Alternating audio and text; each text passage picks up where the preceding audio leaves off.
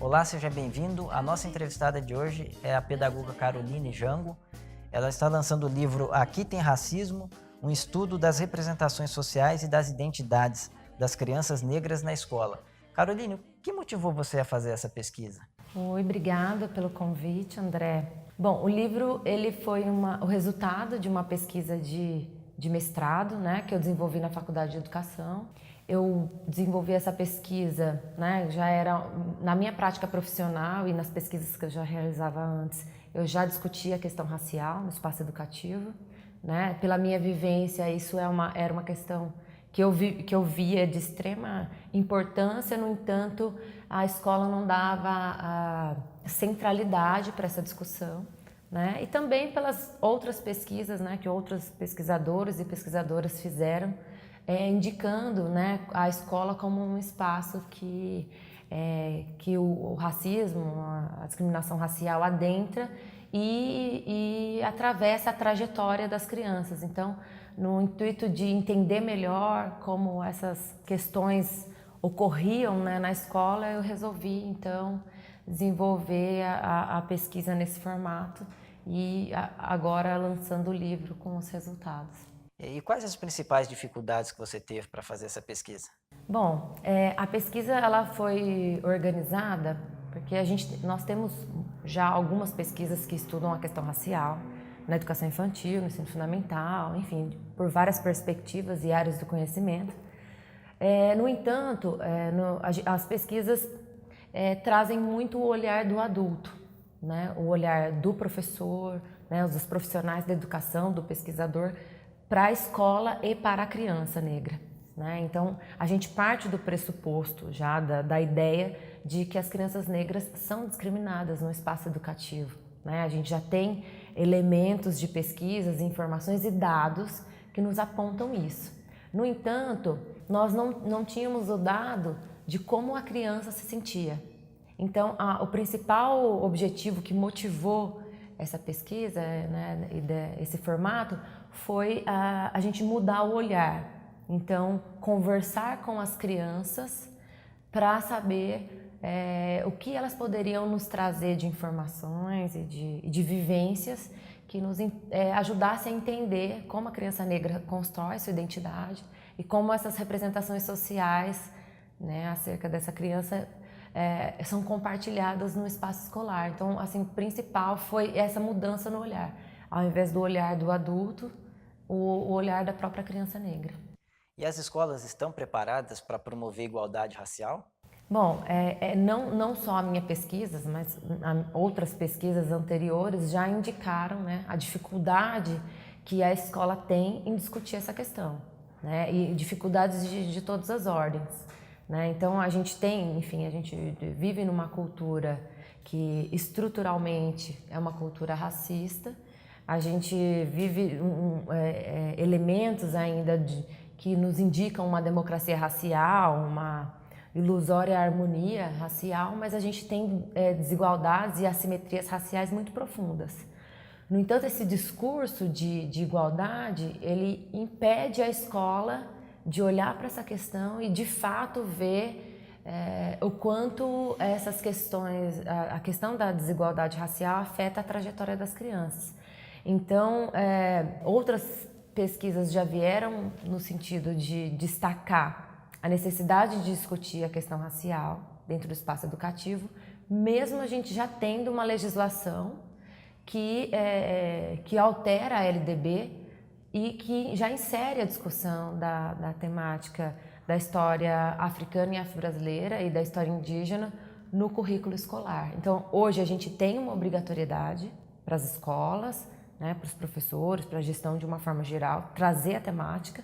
No entanto, a gente não tem a efetividade da implementação dessa legislação, né? As pesquisas já indicaram isso e a minha pesquisa e o olhar das crianças também nos indicam que a gente ainda, né, a educação como um todo brasileira ainda falha no sentido de promover a valorização da diversidade étnico-racial no espaço educativo. E você vê com preocupação essas mudanças de legislação, com essa onda conservadora que está havendo no Brasil, como projeto como Escola Sem Partido, você acha que isso pode atrapalhar essa questão de promover a igualdade, o debate sobre igualdade racial, igualdade de gênero? Olha, o que a gente pode colocar é que, primeiro, nós temos um período recente de políticas de promoção da igualdade racial, né? As políticas de promoção da igualdade racial, elas não têm 15 anos, nem 15 anos no nosso país. Então, é muito recente. A lei que obriga, né, a exceção de História Cultural Afro é de 2003, né? Então, a gente tem o Estatuto da Igualdade Racial em 2010, a gente tem a nossa lei de cotas, que é em 2012. Então, a nossa política que de fato operacionaliza, né, e torna factível a construção de uma sociedade mais igualitária em termos de acesso, de oportunidade no espaço educativo, ela é extremamente recente, né? E sendo recente, obviamente que toda mudança política, toda mudança ideológica, cultural, ela vai influenciar nesse contexto, né? Então, se de uma forma central, né? Se essa discussão não for central num governo, obviamente a gente prejudica essa trajetória que ela conseguiu, que é recente, mas que a gente já conseguiu traçar. O que eu quero dizer com isso é que movimentos como Escola Sem Partido, né?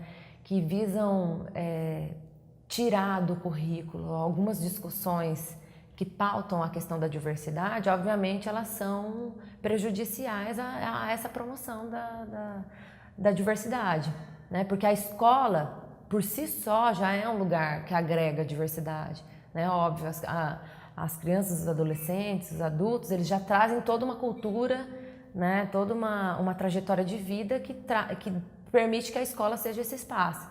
No entanto, quando o viés do conhecimento que é produzido e reproduzido no espaço educativo, ele for um conhecimento que sirva a algum propósito político, né, ideológico, ele não vai contemplar o todo, né? Então, assim, não dá para a gente pensar que o conhecimento é neutro.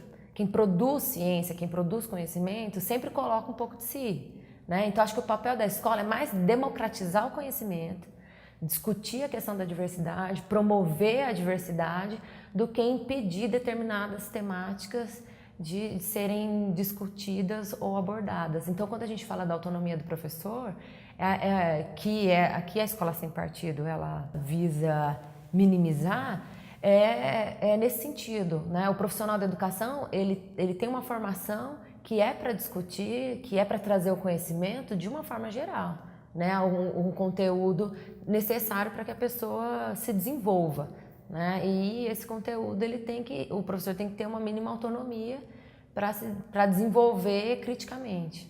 Caroline, hoje é muito comum as meninas negras e tal assumirem o cabelo crespo, assumir a estética negra. Então se fala muito numa valorização da cultura negra. Isso é um avanço ou é uma falsa sensação de democracia racial? Bom, o que a gente pode colocar sobre a democracia racial é que ainda existe, essa perspectiva ainda está posta no nosso cotidiano. Então, a democracia racial em si ainda é uma questão que pesa no momento de se discutir a questão racial, né? Como exemplo, eu posso colocar, para desenvolver essa pesquisa, né, que foi feita em 19 municípios, né, toda a região metropolitana de Campinas, eu tive muita dificuldade para me inserir nas escolas, para entrar numa escola e discutir a questão racial. Isso parte muito ainda da perpetuação dessa ideia de democracia racial, ou seja, não vamos discutir a questão racial. Então, inclusive nas escolas, existe essa perspectiva de que essa não é uma discussão necessária. Então, partindo dessa discussão, é óbvio que a gente não pode olhar os movimentos de valorização da estética como a ausência dessa perspectiva da democracia racial, porque não é. Mas a gente também não pode minimizar esse movimento, né? É óbvio que que o próprio movimento negro, os coletivos, os núcleos de consciência negra, os coletivos que são organizados no âmbito das escolas, né, os núcleos de estudos afro-brasileiros, a gente tem sim, obviamente, uma estrutura, outras possibilidades de diálogo, as próprias redes sociais, né, que permitiram, né, algumas mudanças e algumas transformações que são positivas e que a gente pode ver que tem trazido uma valorização, mas isso é um encontro, né, de onde sai esse empoderamento, né, usando essa palavra que é mais corrente, sai dessa organização, desses grupos, desse diálogo, né, desses movimentos e sim, isso é um avanço, né, você tendo uma escola, né, eu sou servidora do Instituto Federal, então na escola você ter um coletivo demonstra, obviamente, que ainda existe uma questão da discriminação que ainda precisa ser vista, precisa ser discutida, mas demonstra também um movimento, né, uma possibilidade. Só que a gente também tem que pensar, óbvio, na questão mercadológica, né? A questão da estética, ela movimenta, né? A estética no nosso país movimenta milhões. Então, a gente também tem que ver essa questão do padrão, né? O que é o padrão de beleza. Então agora eu posso usar meu black, mas aí eu tenho que usar uma faixa, ou eu tenho que usar determinado produto, ou eu tenho que usar cachos, eu não posso usar meu cabelo natural.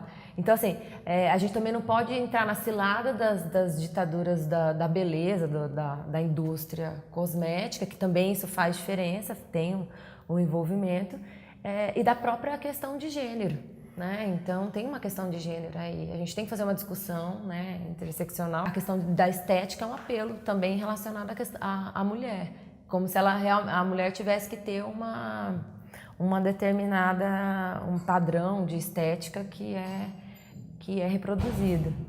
Eu acho que nas escolas, obviamente, né, o estudo vai mostrar isso, existe um padrão, né, não só nas escolas, mas nas propagandas, no país de uma forma geral, existe um padrão de beleza e de estética que é branco, que é heterossexual, né? Tanto que na sua pesquisa, a maioria das meninas negras que responderam seu questionário queriam ser uma amiguinha branca, não é isso?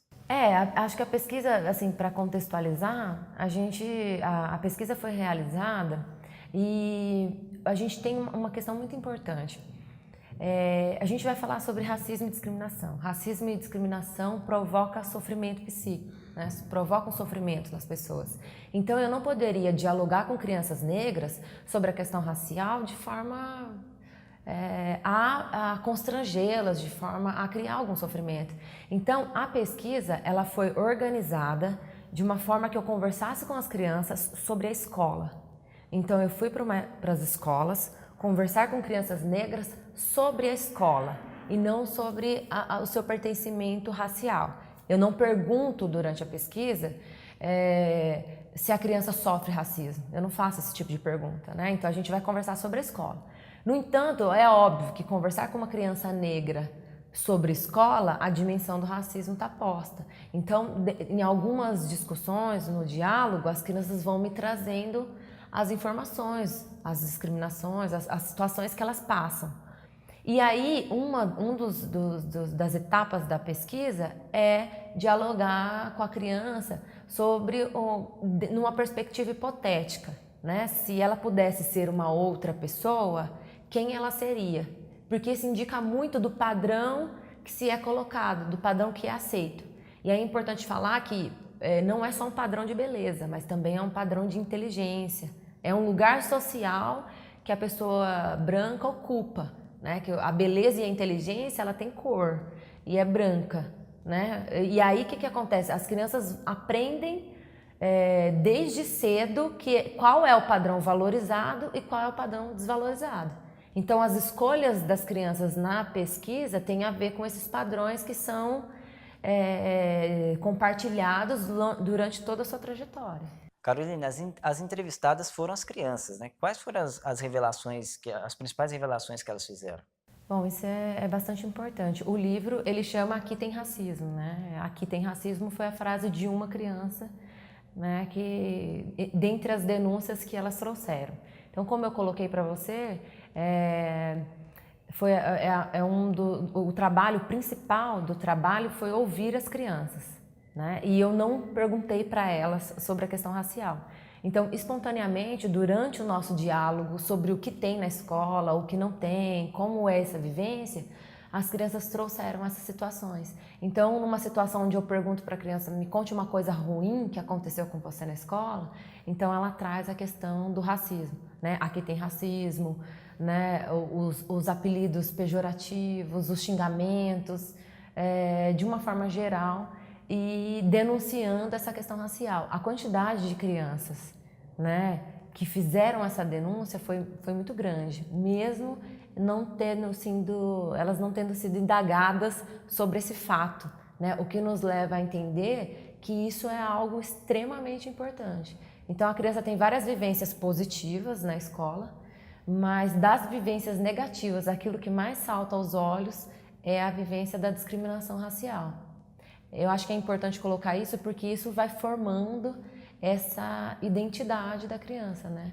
Então, como ela se sente, o lugar social que ela ocupa naquele espaço também está relacionado a isso. E principalmente, além da denúncia das crianças, o que foi evidenciado é a não interferência dos profissionais da educação quando as crianças passam por situação de discriminação. Então, as crianças, na maioria das vezes, passam por situações de discriminação, de preconceito e têm que resolver essas situações sozinhas ou silenciar. Ou elas resolvem do modo como elas conseguem, ou elas silenciam porque elas não têm o apoio da escola para lidar com essa situação. A sua pesquisa terminou em 2012, a pesquisa que está no livro. Você é pedagogo e continua visitando as escolas. Você percebeu algum avanço ou você acha que está igual? O que melhorou? Olha, como a gente tem, de fato, a legislação, ela respalda uma ação da escola. Então, eu fui em 19 municípios, então são 19 redes municipais diferentes. Eu não posso dizer como cada uma atua, mas a legislação ela está colocada e ela deve ser usada no sentido de fazer formação docente, no sentido de propor outras possibilidades. No entanto, o que a gente pode perceber é que, sim, ainda existe uma resistência em relação a essa discussão, né? Nem todos os profissionais da educação entendem essa discussão como necessária, importante ou central. Existe algumas redes municipais, enfim, estaduais, federais, que não criam uma estrutura necessária para que essa discussão aconteça. Então, eu preciso de recurso, eu preciso de livro, eu preciso de elementos e materiais que viabilizem a discussão dentro da escola e nem sempre eu tenho essa possibilidade. Então, a formação, o material necessário e até a fiscalização, né? Se eu entendo que a escola não está promovendo a diversidade étnico-racial e isso é uma obrigatoriedade prevista em lei, na Lei de Diretrizes e Bases da Educação, é dever do município também fiscalizar se essa proposta está sendo implementada. E a gente conhece poucas as redes que fazem essa fiscalização, no sentido de dar estrutura, mas também, fiscalização às vezes é um termo ruim, mas um acompanhamento para saber o quanto essa discussão está sendo encaminhada. Caroline, a gente está falando de políticas públicas, de legislação. Queria uma avaliação sua sobre a política de cotas raciais. Bom, a política de cotas raciais ela tem que ser vista dentro desse contexto, né? A gente não pode olhar ela de forma isolada. Se a gente olha os dados hoje da desigualdade racial no nosso país, isso a gente pode ver nos relatórios nacionais de desigualdade racial, em alguns relatórios da própria ONU, do IBGE, dados de uma forma geral, porque toda política pública tem que ter um dado que o respalde, né, que respalde a política. Então, se a gente olha para esses dados, a gente tem uma desigualdade que ainda é gritante no acesso à educação, saúde, emprego. Então, em todas as áreas sociais, a gente tem uma assimetria racial, né? E aí a gente tem políticas universais, políticas públicas universais que visam, obviamente, minimizar desigualdades de toda a ordem.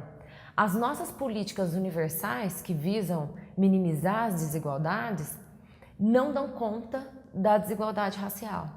Então, mesmo que eu tenha uma política universal de inserção, por exemplo, de universalização do ensino fundamental, aí eu tenho uma política que vise a qualidade do ensino médio, mesmo eu tendo uma política universal, eu não consigo garantir que a população negra, que os jovens negros, que as crianças negras tenham uma trajetória com igualdade de oportunidade. Então, por isso, eu preciso de políticas compensatórias, que são as políticas de cotas, por exemplo. Né? Então, as políticas de reserva de vaga, elas visam ter um desdobramento que a política universal não dá conta. Então, aí a gente tem as políticas de cota, que inclusive, eu trabalho numa instituição federal, as políticas de cota, de uma forma geral, né, nas instituições, foram estabelecidas a partir de 2012, mas essa política é uma política que garante 50% de cotas para alunos de escolas públicas, né, e dentro das cotas de escolas públicas para alunos negros e indígenas, e dentro das cotas para alunos negros e indígenas ainda existe uma cota socioeconômica. Então, inclusive, existe um desconhecimento da população de uma forma geral em entender o contexto dessas políticas, que são políticas compensatórias e que a gente visa que sejam políticas que em algum momento sejam descontinuadas quando a gente tiver de fato uma inserção dessa população que evidentemente é discriminada no espaço educativo, com acesso ao emprego, entre outras coisas, né? Então, por isso eu entendo que é extremamente importante.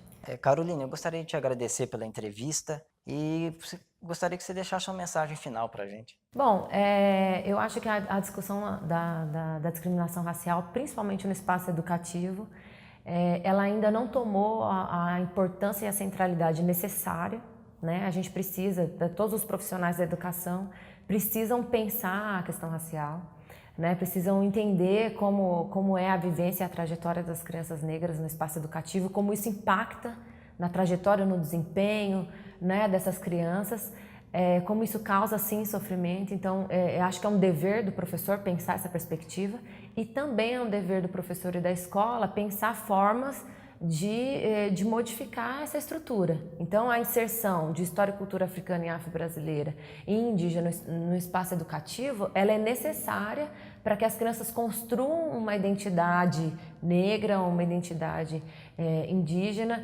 que de fato as valorize, né? Que elas tenham um reconhecimento, que elas consigam se olhar e olhar para os seus pares de uma maneira positiva, criando expectativas, conseguindo superar essas barreiras. E eu acho que a escola não é o único espaço onde isso pode acontecer, mas é um dos espaços mais importantes e que a gente tem maior potencialidade de construir novos conhecimentos e novas representações sociais. Pessoal, nós estamos encerrando essa entrevista com a pedagoga Caroline Jango. Ela está lançando o livro Aqui Tem Racismo, um estudo das representações sociais e das identidades das crianças negras na escola. Esse livro pode ser encontrado nas livrarias online e em qualquer livraria do Brasil. Muito obrigado.